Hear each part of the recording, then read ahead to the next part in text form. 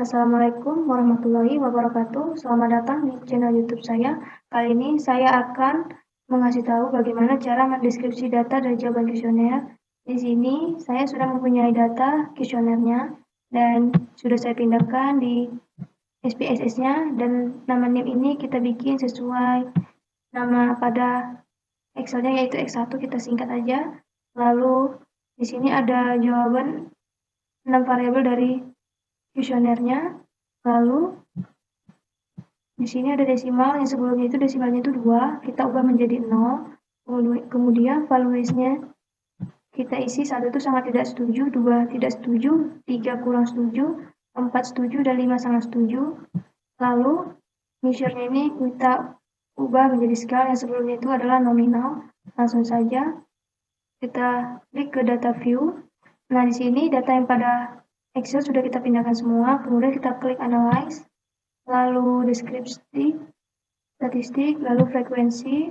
Di sini sebelumnya datanya ada di bagian sebelah kiri, lalu kita pindahkan, kita blok pindahkan ke sebelah kanan, lalu kita klik charge, lalu kita klik recharge, lalu kita klik continue, lalu kita klik OK.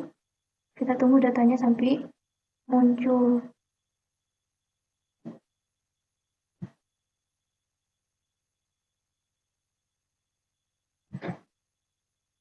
Nah, di sini datanya sudah muncul. Kemudian di bagian diagramnya atau pie chart sini kan belum ada tuh namanya persennya gitu kan. Untuk kita membuat persennya, kita double klik, lalu kita klik elements, lalu kita klik show data labels. Sebelumnya di sini tergantung pada komputer atau laptop kalian masing-masing. Di sini sebelumnya bacaan persen ini yaitu ada di not displayed, ya kan? Tapi di laptop saya sini sudah otomatis, maka dia sudah pindah di atas. Lalu kita klik close, sudah muncul. Lalu kita klik ini dan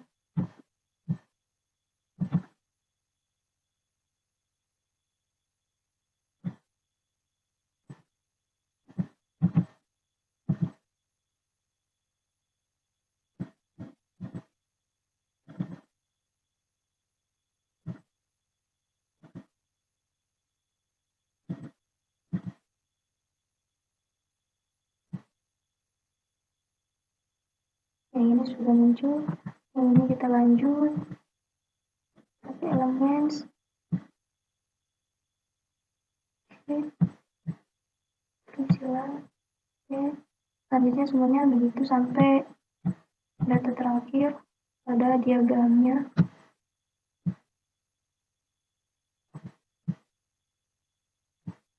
Oke.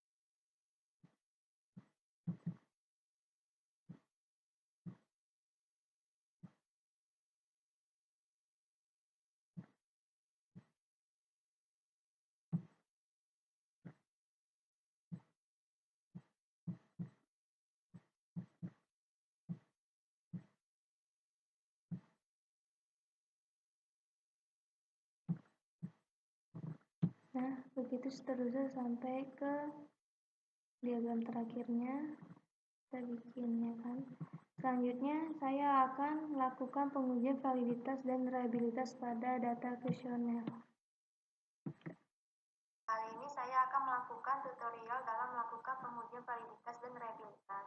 Apa maksud dari pengujian validitas dan reliabilitas?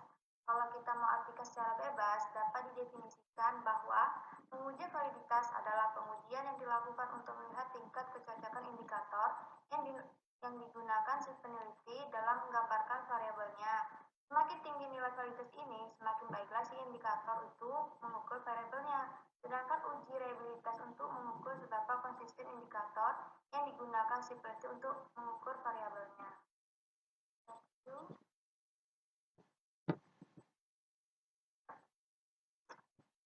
Lalu kita buka analyze. Lalu kita buka itu lebih garis.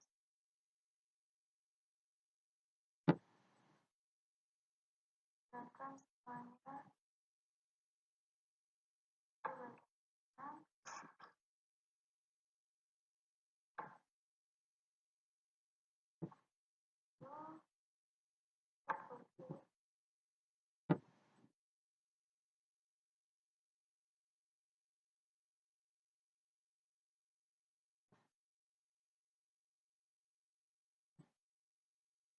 ini hasil dari data kita.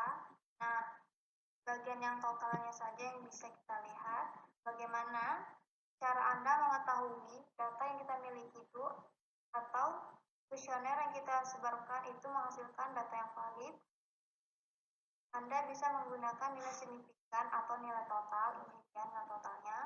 Dan ada dua pendekatan untuk menyatakan sebuah kuesioner itu valid dan tidak valid. Yang pertama, Anda bisa menggunakan Pearson correlation. Ini dia Pearson correlation-nya. Yang kedua, Anda bisa menggunakan signature. Ini dia signature-nya. Maka Anda bisa bandingkan dengan nilai alfanya 5%. Jadi nilai signature-nya ini harus lebih kecil dari 0,05. Jika nilai signature-nya ini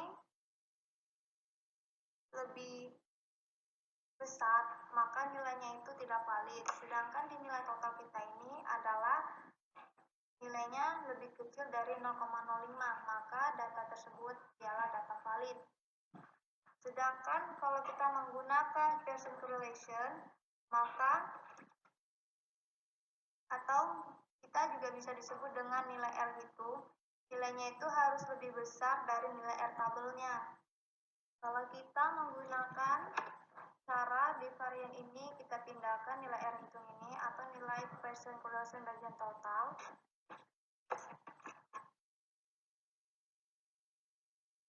Nah, ini pada tabel 1. Nah, nilai ini akan kita pindahkan ke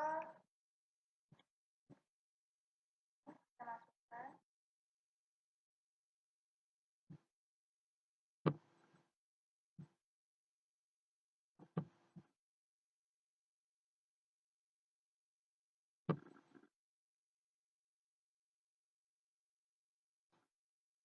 Di sini kualitas produk 1 kita ambil dari nilai total X1 dan kualitas produk 2 kita ambil dari total bagian yang kedua dan seterusnya. Cara menentukan R tabelnya itu kita mempunyai tabel correlation atau produk. Lalu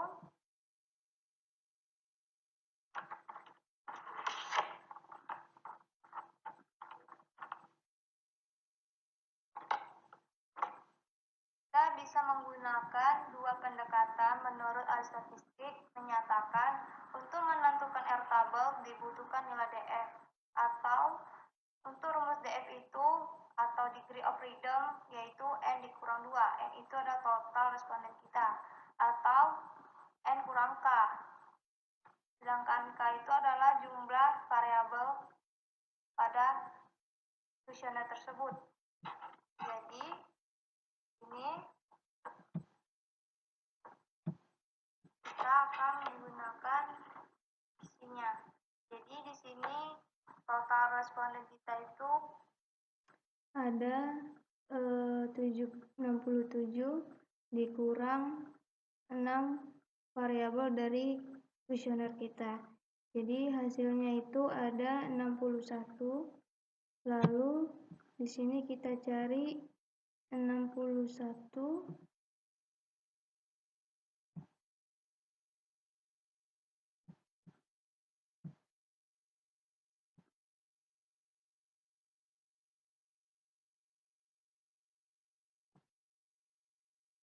yaitu ada 0,248. Lalu itu kita tulis di Word kita 0,248.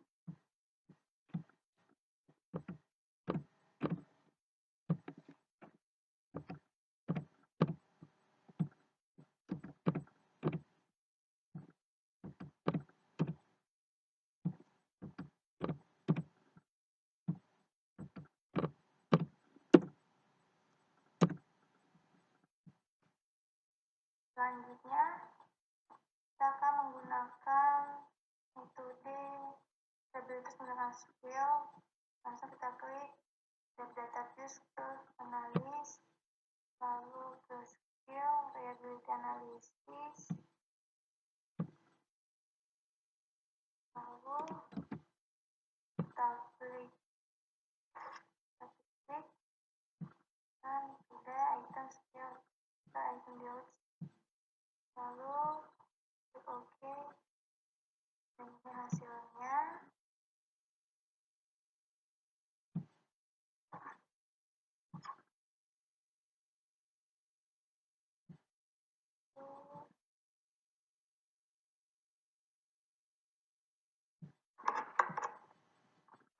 Setelah kita sudah mendapatkan hasil seperti di tampilan ini, untuk pengujian validitas dari tabel ini kita gunakan cukup melihat dari tabel item totalistik ini ya, di bagian correlation item total correlation. Nah, untuk hasil reliabilitas yang kita gunakan adalah nilai Cronbach's. Ini nilai Cronbach's kita, dan pada Cronbach's alpha standar berapa nilai umumnya itu kita mengikuti pendapat dari Prof. Sugiono, yaitu 0,6, ya itu adalah nilai mutlak dari pengujian reliabilitas. Bagaimana kita bisa menyimpulkan hasil pengujian reliabilitas kita itu reliable? Kalian hanya bisa langsung bandingkan nilai Cronbach's alpha kalian dengan nilai Cronbach's alpha standar kalian, yaitu nilai Cronbach's alpha harus lebih besar daripada Cronbach's standarnya, maka kita bisa menyimpulkan penyajian reliabilitas atau variabel kualitas produk Anda ada reliable. Jadi nilai standar kita yaitu 600, sedangkan nilai Cronbach's kita yaitu 764, maka data kita itu data reliable. Selanjutnya saya di sini akan menjelaskan tentang asumsi klasik. Mari kita langsung aja kita lihat data file kita. Untuk mengerjakannya kita akan menggunakan file kuesioner yang sebelumnya. Tapi kali ini saya akan hanya menggunakan bagian di totalnya saja untuk dimasukkan ke SPSS-nya. Setelah data yang dari Excel untuk kuesionernya sudah kita masukin ke SPS bagian totalnya dari kompetisi auditor, komitmen organisasi auditor, partisipasi auditor, dan akuntansi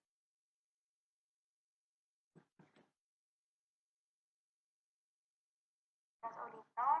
Kita masukkan semua bagian totalnya ke SPS-nya, ini dia semuanya, dan namanya kita ubah seperti biasa.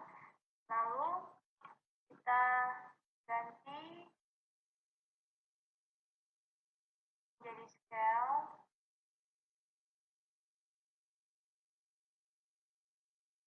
Lalu kita masuk ke data view, kita klik analyze, lalu klik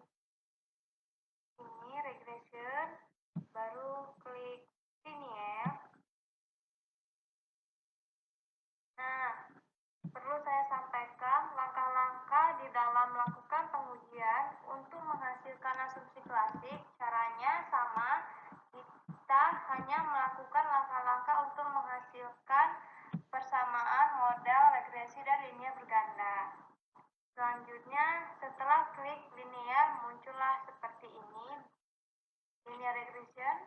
Lalu kita pindahkan bagian Y total ke dependent. Selanjutnya bagian X-nya kita Ctrl A. Lalu kita pindahkan ke independent. Selanjutnya kita klik statistik. Lalu kita pilih klik combinatorial diagnostic. Selanjutnya Darwin-Watson. Combinatorial diagnostic itu kita pilih untuk menghasilkan uji hasil multikoloritas, sedangkan yang kedua ini Darwin-Watson untuk auto kolorisasi. Lalu selanjutnya kita klik continue, kita klik close. Lalu pada tombol close ini ada dua pengujian di dalam pengujian asumsi klasik yang bisa kita peroleh. Dengan itu kita isi Y ini dengan X resid, sedangkan X ini dengan Z spread. Z spread itu ialah produktor karena variabel X itu adalah prediktor, sedangkan Y itu resid, nilai residualnya. Berikut kita melakukan pengujian normalitas data dengan cukup centang histogram ini. Lalu norma probability plot, lalu kita klik continue, lalu kita klik OK.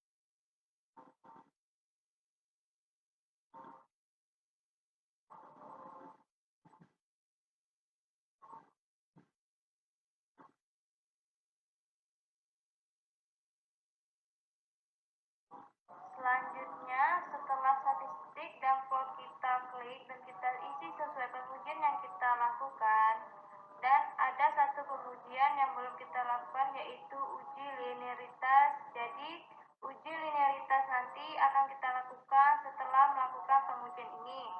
Jadi, ada dua pengujian, satu regresi linier sehingga menghasilkan 4 asumsi, yaitu normalitas, linearitas, multikoloritas, dan uji autokorelasi, dan sedangkan linearitas akan kita jelasi berikutnya.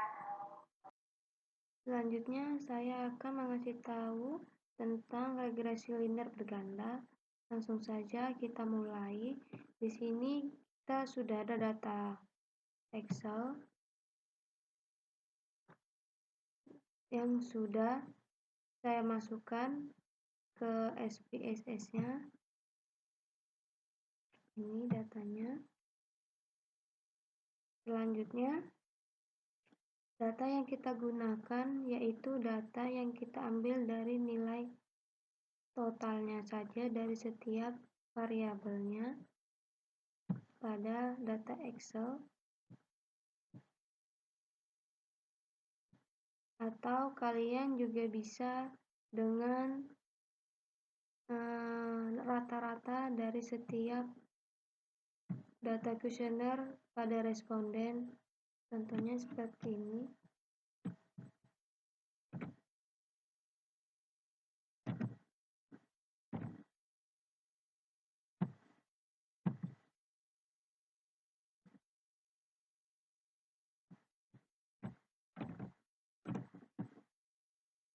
Nah, tapi di sini saya hanya menggunakan bagian totalnya saja, tidak menggunakan rata-rata. Lalu kita masuk ke bagian variable new. Di sini nama bagian namanya kita bikin X1 total karena saya bikin hanya tingkatnya dari setiap variabel pada kuesioner ini ada 4 variabel, yaitu X1, X2, X3, dan X4, serta ada Y.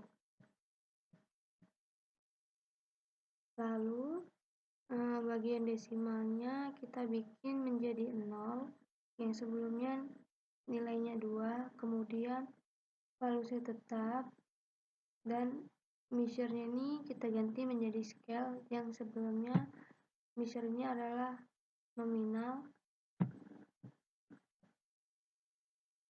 Lalu kita klik analyze, selanjutnya klik regression, lalu linear. Kita lihat tampilan pada regression linear. Ini ada kolom.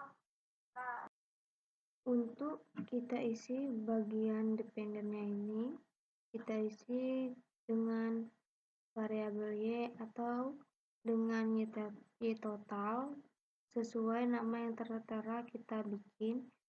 Dan selanjutnya, kemudian untuk independennya ini kita isi dengan variabel X. Keempat variabel X ini kita pindahkan ke bagian independen. Lalu kita klik statistik. Lalu kita klik Elementary Diagnostic. Nah, ini saya akan menjelaskan bahwasannya Elementary Diagnostic ini merupakan untuk melihat pengujian multikoliniaritas, sedangkan untuk pengujian autokolerasi data time series harus mencentang Darwin-Watson. Tapi karena data ini merupakan data kuesioner atau data angket atau data survei, maka Darwin-Watson tidak dicentang. Lalu kita klik continue, lalu kita klik close. Selanjutnya kita isi Y ini dengan eksplisit. Selanjutnya X ini kita isi dengan Z. Lalu kita klik histogram normal probability plot, dan sini tujuan untuk mencentang bagian histogram dan normal probability plot untuk mengetahui kenormalan data pada regresi linear ganda. Nah, lalu kita klik OK, dan ini hasil dari data yang sudah kita isi.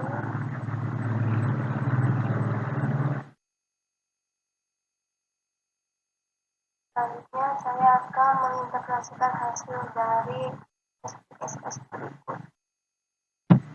Selanjutnya saya akan melakukan menginterpretasikan data yang telah kita hasilkan. Untuk hasilnya, dalam analisis regresi linear ganda yang perlu kita interpretasikan pertama adalah persamaan regresinya. Yang kita perlukan yaitu tabel koefisiennya ini. Lalu kita klik, lalu kita klik OK.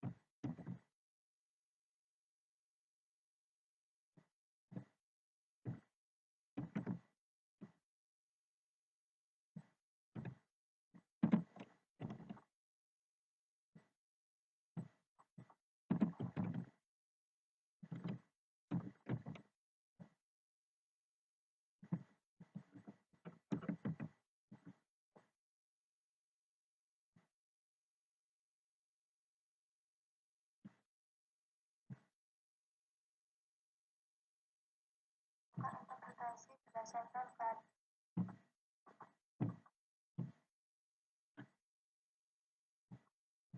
Lalu berikutnya kita akan lakukan interpretasi berdasarkan keadaan tabel 1.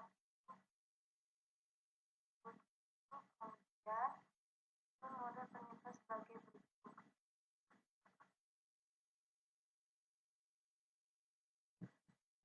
Nilai model persamaan Y sama dengan nilai beta dari standar koefisien, yaitu sifat pengujian secara acak.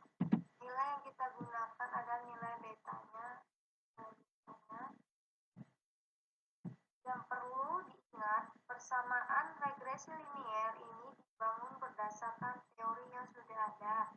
Jadi, kalau teorinya mengatakan positif, maka persamaan yang dibangun positif. Namun, jika teorinya mengatakan negatif pada variabelnya, seperti di contoh ini, maka terhadap Y diberi lambang negatif. Di sini sesuai rumus Y sama dengan alfa ditambah beta X1 ditambah beta X2 ditambah beta X3 ditambah beta 4X4. Kemudian kalau nilainya bagian konstannya itu yaitu alfanya negatif, maka hasilnya pun juga kita tulis negatif. Tapi kalau dia positif, berarti rumusnya sesuainya tetap positif. Dan ini nilainya 0,102 ditambah 0,152 ini 0,793 0,5 terus 0,0243 0,243 X4.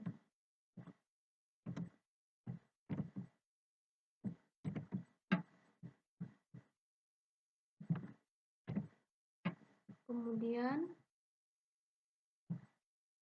di sini juga ada pengujian hipotesis. Pengujian hipotesis secara parsial membandingkan nilai T hitung dengan nilai T tabel.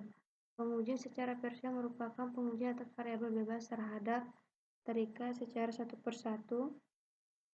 Pada pengujian ini akan dibandingkan nilai T hitung dengan nilai T tabel. Untuk mengetahui nilai T tabel terlebih dahulu ditentukan besarnya nilai derajat bebas atau degree of freedom dari data penelitian berdasarkan pada tingkat kepercayaan penelitian 95% dan tingkat alfa sebesar 5%. Dengan penelitian metode dua sisi 0,05 per 2 sama dengan 0,025, maka dapat ditentukan nilai derajat bebas pada penilaian ini dengan menggunakan rumus N kurang K kurang 1 di mana N adalah jumlah responden dan K adalah jumlah variabel bebas. Pada penelitian ini berdasarkan jumlah data pada penelitian ini sebanyak ada 67.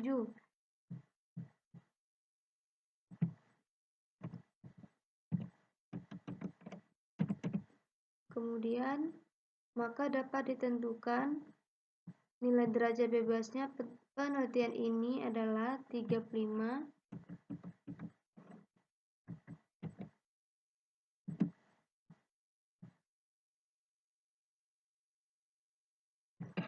dikurang 4